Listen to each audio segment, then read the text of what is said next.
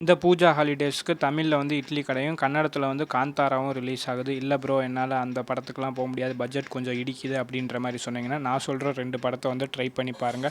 நம்ம சேனலுக்கு நீங்க புதுசா இருந்தா சப்ஸ்கிரைப் பண்ணி சப்போர்ட் பண்ணுங்க.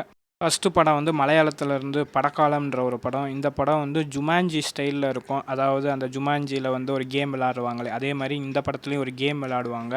மத்தபடி இந்த படம் வந்து ரொம்ப ஃபன்னாவும் இருக்கும், ரொம்ப ஜாலியாவும் இருக்கும். ஃபேமிலியாவும் இந்த படத்த வந்து பார்க்கலாம். செகண்ட் படம் இதுவும் ஒரு மலையாள படம் தான். Officer on duty. இந்த படம் வந்து ஒரு கிரைம் த்ரில்லர் படம். அதாவது ஒருத்தர் பண்ற தப்பு மித்தவங்களெல்லாம் எப்படி பாதிக்கும் அப்படின்ற மாரி. இந்த படம் வந்து கொஞ்சம் லேசா ஒரு சில இடத்துல மட்டும் ஒரு 18+ சீன் வர மாரி இருக்கும். மத்தபடி இந்த படமும் ஃபேமிலியோட உட்காந்து பார்க்கலாம்.